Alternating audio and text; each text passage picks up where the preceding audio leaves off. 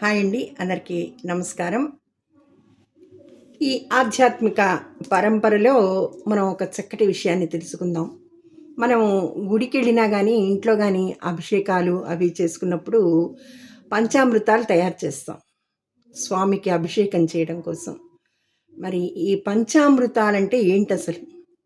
పంచామృతాలంటే 5 అమృతాలు.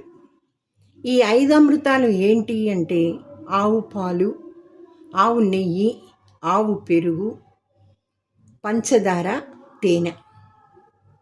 ఈ 5టిని కలిపి ఒక చక్కటి పంచపాత్రలో పూజ చేసుకునే దాంట్లో పోసి ఉంచుతాం ఈ పంచామృతాన్ని. అది పెట్టి అభిషేకం చేస్తాం. దాని తర్వాత శుద్ధ జలంతో అభిషేకం చేస్తాం. ఇప్పుడు మనం ఆ పంచామృతాల గురించిన విశేషం ఏమిటో తెలుసుకుందాం. బాగానే ఉంది, అభిషేకం చేస్తున్నాం ఈ పంచామృతాలతో. దీని వెనుక ఉన్న ఆంతర్యం ఏంటి? అసలు ఈ పంచామృతాలతో ఎందుకు మనం అభిషేకం చేస్తాము? ఆ అభిషేక జలాన్ని తీర్థంగా తీసుకుంటాము. మరి ఇందులో కలిపిన ఈ 5 అమృతం అంటే పదార్థాలని, ద్రవ పదార్థాలని ఎందుకు ఇలా కలుపుతాం? దీని విశిష్టత ఏంటి అనేది మనకి మరి ఏం చెప్పారు మన పెద్దలు, ఋషులు శాస్త్రంలో అనేది కనుక పరిశీలిస్తే ఇప్పుడు విషయంలోకి వచ్చేద్దాం. పంచామృత రహస్యం, విశిష్టత కనుక మనం తెలుసుకుంటే వీటికి చాలా ప్రయోజనాలు ఉన్నాయి. హిందూ సంస్కృతి ఆచారాల ప్రకారం ఏ శుభకార్యం వచ్చినా, ఏ కార్యంలో అయినా పంచామృతం తప్పనిసరిగా వాడతాం. పెళ్ళిళ్ళల్లో కూడా వాడతారు పంచామృతాన్ని. ఈ పంచామృతం తప్పనిసరిగా ఉపయోగిస్తాం. ఏ శుభకార్యం చేయాల్సి వచ్చినా కూడా తప్పనిసరిగా ఉపయోగిస్తాం. గుడిలో అభిషేకం చేయాల్సి వస్తే పంచామృతం తప్పనిసరిగా ఉంటుంది. మనం గుడిలోకి వెళ్ళినప్పుడు ప్రసాదంతో పాటు తీర్థం కూడా తీసుకుంటాం. కొబ్బరి నీళ్లు ఇస్తారు. వీటితో పాటు కొన్నిసార్లు పంచామృతాన్ని కూడా మనకి తీర్థంగా ఇస్తూ ఉంటారు. ముఖ్యంగా శివాలయాల్లో వాటిలో అన్ని దేవుళ్ళకి చేస్తారు అభిషేకం పంచామృతాలతో. చాలా విశిష్టమైనదన్నమాట. ఈ పంచామృతాన్ని కూడా తీర్థంగా ఇస్తుంటారు కొన్ని గుళ్ళల్లో. ప్రత్యేకమైన అభిషేకాలప్పుడు మరి త్వరితగతిలో 9-8 వేళల్లో అయితే పంచామృతాన్ని తీర్థంగా అందరం స్వీకరించవచ్చు, ఇస్తూ ఉంటారు. అయితే వీటితో పాటు కొన్నిసార్లు మనం పంచామృతాన్ని కూడా తీర్థంగా తీసుకుంటాం. అయితే కొన్ని దోషాల నివృత్తి కోసం పంచామృతంతో అభిషేకాన్ని సూచిస్తూ ఉంటారు జ్యోతిష్య శాస్త్రవేత్తలు, పండితులు కూడా. దాన్ని బట్టే పంచామృతం ప్రాముఖ్యతను అర్థం చేసుకోవచ్చు. శబరిమల అయ్యప్ప స్వామికి, పరమేశ్వరుడికి పంచామృతాలతో అభిషేకం చాలా ప్రీతికరం, చాలా ఇష్టం. అలాగే అభిషేక ప్రియుడు శివుడు అని అంటుంటాం కదా.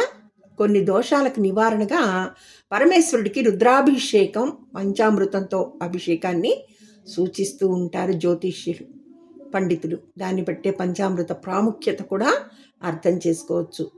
పంచామృత తీర్థం తీసుకుంటే మనం అనుకున్న పనులు అఖండంగా పూర్తయిపోతాయి, దిగ్విజయంగా అయిపోతాయి.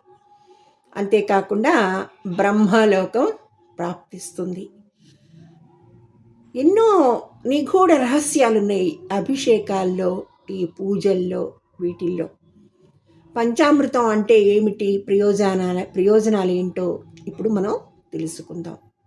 పంచామృతం అంటే పంచదార, పాలు, పెరుగు, నెయ్యి, తేనె ఈ 5టిని కలిపి పంచామృతంగా చేస్తారు.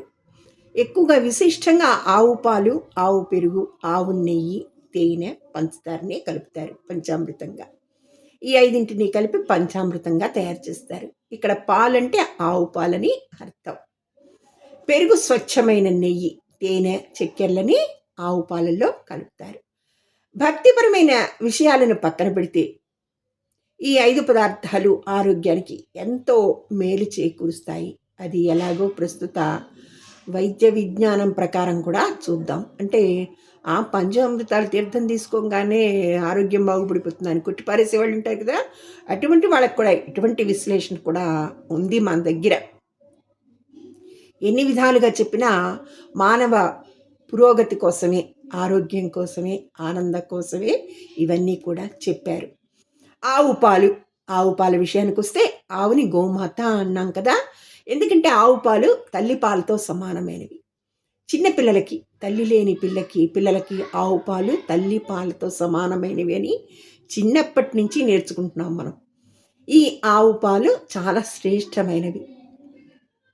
ఇవి త్వరగా జీర్ణం అవుతాయి. గేదె పాలకు మళ్ళీ ఆవు పాలలో కూడా కాల్షియం అత్యధికంగా ఉంటుంది. కాల్షియం చిన్నపిల్లల్లోనూ పెద్దల్లోనూ ఎముకల పెరుగుదలకు ఉపయోగపడుతుంది. పాలు నిజంగానే అమృతంలా పనిచేస్తాయి. అందుకని ఆవు పాలతో పంచామృతాన్ని తయారు చేస్తారు. ఈ పాలు తాగడం వల్ల ఎక్కువగా బరువు తగ్గుతారట. చూసారండి, ప్రత్యేకించి డైటింగ్లు ఏం చేయలే పెద్దవాళ్ళు. ఇవన్నీ పాటించారు కాబట్టి వాళ్ళు సరైన మోతాదులో ఉన్నారు, సరైన పనులు చేసుకున్నారు, ఆరోగ్యంగా ఉన్నారు. జీవించినంతకాలం ఆహ్లాదంగా పనులు చేసుకున్నారు, కష్టపడుతూ పనులు చేసుకోలేదు. ఈ పాలు ఎక్కువగా తాగడం వల్ల బరువు తగ్గుతారని పరిశోధనల్లో కూడా వెల్లడైంది. ఈ పాలల్లో విటమిన్ ఏ కూడా పుష్కలంగా ఉంటుంది. ఇది అంధత్వాన్ని త్వరగా రాకుండా చేస్తుంది. ఈ ఐసైట్ అనేది తొందరగా రాకుండా చేస్తుంది. అందుకని ఎక్కువగా పసిపిల్లలకి, పిల్లలకి కూడా ఆవు పాలను ఎక్కువగా పట్టేవారు. ఈ పెరుగు విషయంలోకి వస్తే పెరుగులో ఎన్నో ఔషధ గుణాలున్నాయి. పెరుగు కూడా త్వరగా జీర్ణం అవుతుంది. ఉష్ణతత్వం ఉన్నవారికి పెరుగు అత్యద్భుతంగా ఔషధంగా పనిచేస్తుంది. జీర్ణ సంబంధమైన వ్యాధులను నయం చేసే విషయంలో పెరుగు అత్యంత శక్తివంతంగా పనిచేస్తుంది. ఈ విషయాన్ని కూడా పరిశోధనల్లో కూడా తేల్చి చెప్పారు. కేశ సంరక్షణలో కూడా పెరుగుకే అగ్రస్థానం. కేశ సంరక్షణకు కూడా ఉపయోగపడుతుంది. ఉదయం పూట పెరుగు తినడం ఆరోగ్యదాయకం. అందుకని శుభ్రంగా పెరుగన్నం పెట్టేవాళ్ళు చిన్నపిల్లలకి. స్కూల్కి వెళ్ళేటప్పుడు కూడా అంత రాత్రి అన్నం మిగిలితే పెరుగేసి అన్నం కలిపి పెట్టి పంపించేవారండి. అది పెరుగు ఎంత ఆరోగ్యమో చూసారా. ఉదయం పూట పెరుగు తినడం ఆరోగ్యదాయకం. మన పూర్వీకులు పెరుగుతో అన్నం తిని పొలం పనులకు కూడా వెళ్ళేవారు. ఉదయం పూట గుడికి వెళ్ళి పెరుగుతో పంచామృతం తీసుకోవడం ఈ విధంగా చూసినా కూడా మంచిదే. ఇక నెయ్యి, ఈ పంచామృతంలో ఇంకోటి కలిపేది ఏంటంటే వస్తువు నెయ్యి. ఈ నెయ్యి యొక్క విశిష్టతను కనుక తెలుసుకుంటే మేధాశక్తిని పెంచడంలో నేతిని మించింది లేదు. ఆయుర్వేదం ప్రకారం కూడా నేతితో తయారైన అరిసెల్లాంటి పదార్థాలు, జీడిపప్పు తదితర ఆహార పదార్థాలు పిల్లల్లో జ్ఞాపక శక్తిని పెంచుతాయి. పిల్లలు తినే ఆహారంలో ప్రతిరోజు నెయ్యి ఉండేలా చూసుకోవాలి. ఇది ఆవు నెయ్యి అయితే ఇంకా మంచిది. దీనివల్ల ముఖం కాంతివంతమవుతుంది. చూసారా, అవన్నీ అప్పట్లో మేము శుభ్రంగా తిన్నాం కాబట్టి ఇప్పటికే ఇలా ఉంటున్నాం. పిల్లల్లో లేదండి ఈ ఆహ్లాదం, కానీ మీరేమన్నానండి, ఇప్పటి పిల్లల్లో అలంకారాలు చేసుకున్నా కానీ ఆనందమైన ముఖవర్చస్సు లేదు. అందుకని ఆవు నెయ్యి తినడం వల్ల ముఖ కాంతి బ్రహ్మాండంగా ఉంటుందని చెప్తున్నారు. చర్మ సౌందర్యం పెరుగుతుందని ఆయుర్వేదం సూచిస్తుంది. అయితే నెయ్యిని పరిమితంగానే వాడాలి. నెయ్యిలో ఏ విటమిన్ ఉంటుంది, వాడాలి. సమృద్ధిగా శుభ్రంగా తింటే చాలు, మరీ ఎక్కువగా కాకుండా. అది ఆవు నెయ్యి విశేషం. మామూలు నెయ్యి కూడా మంచిదే. ఇక ఈ పంచామృతాల్లో తేనె కలుపుతామని చెప్పాం కదా. ఈ తేనె విశేషం ఏంటో చూద్దాం. వేల సంవత్సరాల నుంచి కూడా తేనెను పోషకాహారంగా ఉపయోగిస్తున్నారు. తేనె రుచిగా ఉండడము, మంచి పోషకాహారం కావడమే కాదు, ఇది ఒక రకంగా యాంటీబయాటిక్గా కూడా పనిచేస్తుంది. తేనె సూక్ష్మ క్రిములతో శక్తివంతంగా పోరాడుతుంది. అందుకని తేనెని ఉపయోగించడం మంచిది. ఎలాంటి ఇన్ఫెక్షన్లను దగ్గరికి రానిదు. తేనె ఆహార పదార్థాలు త్వరగా జీర్ణమయ్యేలా దోహదపడుతుంది. అసలు పుట్టిన పిల్లలకండి, పసిగుడ్డుకి ఆ రోజే డెలివరీ అయ్యాక పాలు పట్టే లోపల, తల్లి పాలు పట్టే లోపల, మా కాలంలో మేము కూడా తేనె వేలుని పెట్టి నాకించేవాళ్ళు. ఫస్ట్ తేనె నాకిచ్చేవాళ్ళు పిల్లల్ని. వాడు చీకటం నేర్చుకుంటాడనమాట. అందుకని తేనె ఎంతో విశిష్టమైనది. ఇది త్వరగా జీర్ణమయ్యేలా దోహదపడుతుంది. కాస్త ఇరిటేషన్ ఫీలింగ్‌గా గూడా ఉంటే తేనె ఒక స్పూన్ నాకేవాళ్ళం మా కాలంలో. తేనెలో ఖనిజాలు చాలా ఎక్కువ స్థాయిలో ఉంటాయి. తేనెను సౌందర్య సాధనంగా కూడా ఉపయోగిస్తారు. తేనె చర్మ సంరక్షణలో అద్వితీయమైన పాత్రను పోషిస్తోంది. ఇకపోతే పంచదార శరీరానికి తక్షణ శక్తిని ఇస్తుంది. ఇప్పుడు పంచదారే వాడట్లేదు. పిల్లలకు కూడా పంచదార లేకుండా పాలు పడుతున్నారు. ఇదేమిటర్రా అంటే పాలు పట్టొద్దంటున్నాడు డాక్టర్, పంచదార కలపొద్దంటున్నాడు డాక్టర్. విడ్డూరం అయిపోయినాయి పెంపకాలు. పంచదార శరీరానికి తక్షణ శక్తిని ఇస్తుంది. ఇక ఇన్ని చూస్తున్నాం కదా మనం. మరి అప్పటి పిల్లల పోషణలో ఇప్పటి పిల్లల పోషణలో ఎంత తేడాలు వచ్చేసాయో చూడండి. మరి పూర్వకాలం వాళ్ళు బాగా బతికారంటారా, ఇప్పుడు కాలం వాళ్ళు బాగా బతికారంటారా అనేది ఇదమిద్ధంగా మనం ఏది చెప్పలేకపోతున్నాం. ఇంకోటి పంచదార గుణాలు కనుక చూస్తే ఇన్ని సుగుణాలున్న పాలు, పెరుగు, నెయ్యి, తేనె, పంచదార కలయికతో రూపొందించిన పంచామృతం శరీరానికి ఎంతో మేలు చేస్తుంది. దీన్ని బట్టే మనకి అర్థమయ్యేది ఏంటంటే ప్రసాద రూపంలో తీసుకునే పంచామృతం ఎంతో మేలు చేస్తుంది.